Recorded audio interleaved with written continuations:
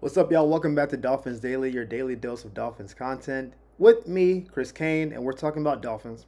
We're going to start with the Senior Bowl, which we've done a little bit of coverage on, mostly about offensive linemen and maybe Jackson Dart being a backup quarterback. But apparently, Miami has different ideas. They spoke with Jalen Milroe yesterday, so if you know who that is from college football, he's the Alabama quarterback. And he's either QB3 or QB4 on most people's draft board. Some people have him slipping because of intermediate passing, but Jalen Milroe has tremendous talent.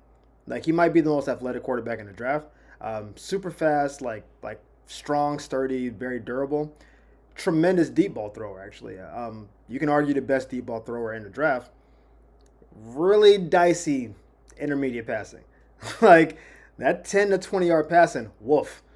It gets a little dicey sometimes. And I'm not sure if it's. I think his technique isn't great. Like I think his delivery is too long, but that may be too in the weeds about this podcast right now. But he's a super talented guy. He's been in Alabama. He's played in championship games. Like we know his pedigree. I think a lot of people think he's very raw. That's kind of the main thing about him. It's like, yeah, if you can harness all of that, think of this. He's almost like a less refined Justin Fields. I think that's a pretty decent comp. Justin Fields, for some reason, actually didn't run a ton in college. Like if you go back and watch him at Ohio State, he was mostly in the pocket.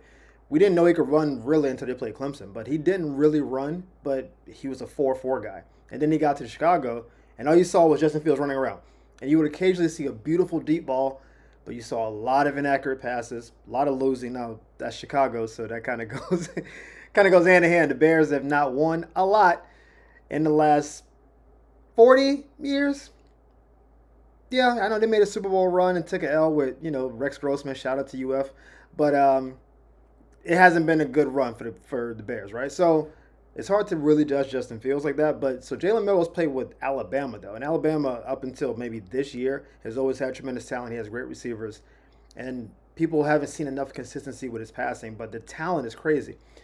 The part that got me is that he does not fit what Miami's current system is. Miami is a precision passing or middle of the field passing team.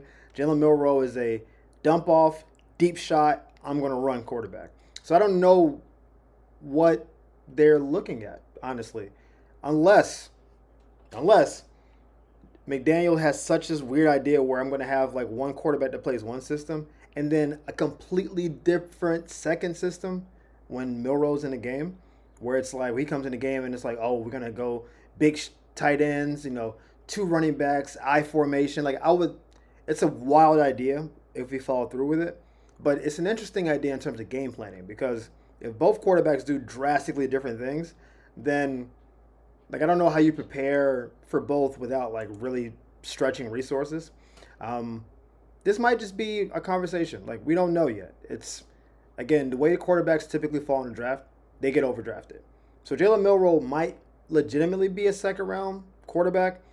He's almost certainly going to get picked in the late first round. Like somebody will move up, a team that may not need a quarterback, or a team like Arizona might be like, are we still on this Kyler Murray thing after this year? Let's say Kyler Murray goes 8-9 again this year. We're 6 years into this experiment. We've won no playoff games. He's undersized. Do we maybe trade it? Like that kind of thing could happen.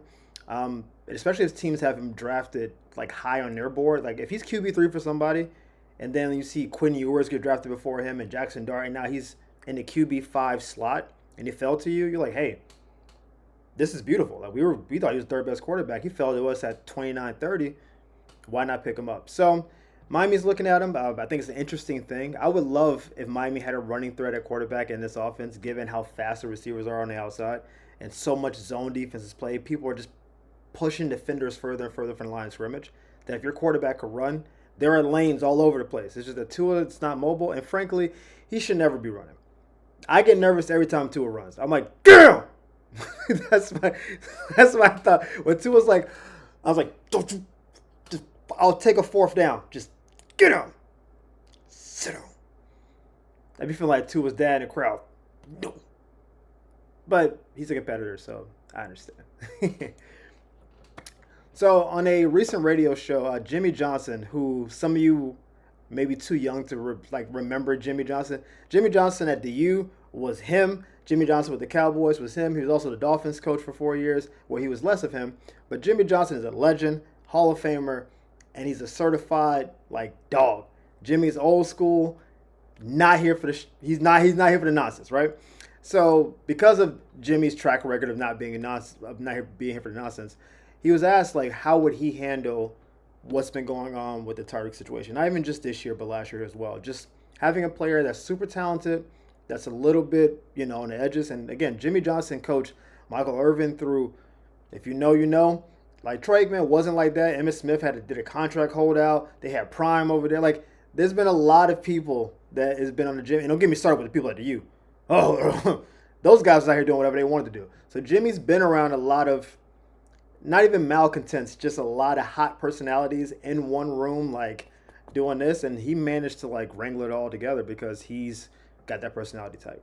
So they asked Jimmy, how would he handle what's been going on with the Tyreek Hill situation? And he said, first of all, I had a sit-down one-on-one, and I'm sure they've had plenty of those, to try to bring in a dissident player that's causing problems, to try to bring him back in the fold.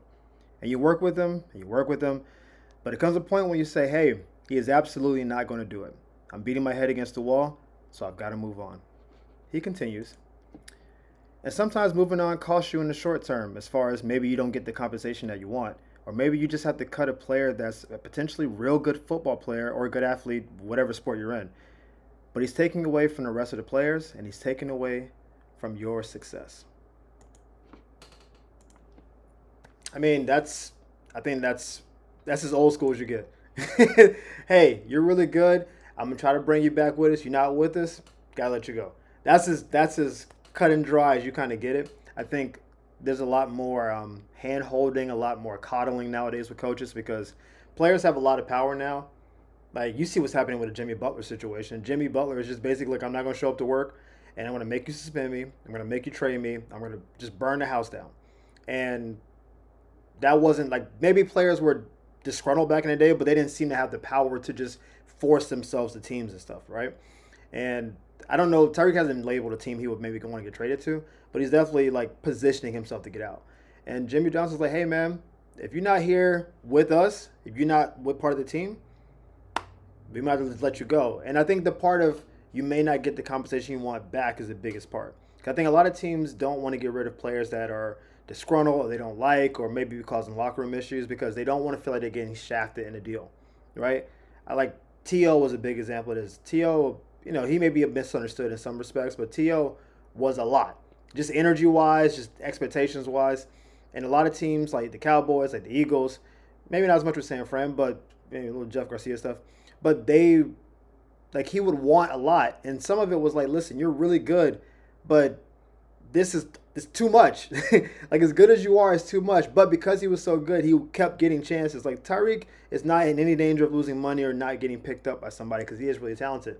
But you saw with Stephon Diggs this year with Buffalo, sometimes you get better while guys aren't there. Like you can be really, really good and just not good for this situation. And that takes a strong team, a strong plan, a strong organization to say, hey, we want you to be here, but if you don't want to be here, we wish you the best. And I think a lot of teams are like, we're going to hold it. Like Pittsburgh's in a situation now with probably George Pickens this upcoming year. Where, how often do you hear George Pickens with anything good attached to him outside of a circus catch? It's just a lot of, AB was the same way for them. Like AB was amazingly talented, maybe the best 5-year stretch of any receiver ever. However, AB was a wild boy. And at some point, it's like, hey man, we not doing this no more. You got to leave. And then we see what happened to AB. So, again, Jimmy doesn't have any official power with the organization. I don't think he has any sway over anything. But it's interesting to hear a former coach, champion, tell you, sometimes, man, you just may have to cut bait. You may not get back what you got, what you paid, but the team will be better in the long run. We're going to end it with a little bit of foreshadowing to next year. We talked about the draft earlier, and the biggest thing about guys in the NFL is that the year 1 to year 2, there's either like a jump or a slump, usually. So they call it a sophomore slump. Some people think C.J. Stroud had one. That's debatable with the offensive line. But for the Dolphins, we drafted Malik Washington this year to be our wide receiver 3. And then we went and got Odell. I think it may have muddied the water a little bit. It may have like stunted his growth to some degree. But we got him because he was super productive. He's quick, he's small, but he's dynamic, which is basically how all the Dolphins receivers are. And the question is, he's going to be ideally the full-time third receiver next year. So what can we expect from him? He's done a little bit of everything. He's run the ball, he receives the ball, he's done kick returns. He's kind of a jack of all trades kind of dude, maybe a master of none.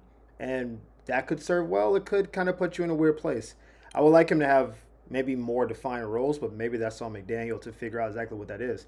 What I read, which was interesting today, is they talked about the top 5 receivers who had the best route winning percentage, meaning if you ran the route, you got open. Most of the time, receivers don't get the ball. You got to think there's 70 to 80 offensive plays a game, and outside of just pure run and just anytime you're running a route, you're either open or you're not open, right? And you just don't get the ball. You may be the third receiver in a route, so you won, but you didn't get the route. You didn't get the pass. And they said of all the receivers, Malik Washington was the number 1 receiver that won his route separation, which is crazy. Now, he's the third receiver, so maybe he's going against third corners. You can kind of like equate that a certain way. Jamar Chase is number 2. So, shout out to Jamar. But Malik's better. No, that's blasphemy. But the idea is that he's shown that he can get open. His hands are solid. He got a lot of targets toward the backside of the year. Not a ton of yards, so it's like a lot of intermediate passing. But if he's going to be the Wes Welker type, the Edelman type, where he's just a possession, 7-8 catches a game, 75 to 90 yards a game, dude, I'm good with that. If he's a dependable 3rd and 4, I'm going to get you 4.5, 5 yards, Hunter Renfrow type dude, that would be great. And then he has enough burst to, if he breaks the tackle, get out of there. And of course, you do reverses, kick returns. I think there's a lot of options for him next year. I just think we got to put him in a position to win because I don't think we did a great job this year. Looking forward to seeing what he does in year 2. But that will be it for us on this episode of Dolphins Daily. Guys, we hit over 400 subs this morning. Listen, I've never had a YouTube situation before, so I don't know how fast these things are supposed to grow. You guys have been crushing it. Thank you for all the love and support. If your friends are Dolphins fans, send them the same information, all the good stuff. Like, subs, all that good stuff. Thank y'all for what y'all do. I'll keep doing what I do, and we'll see you tomorrow. Peace.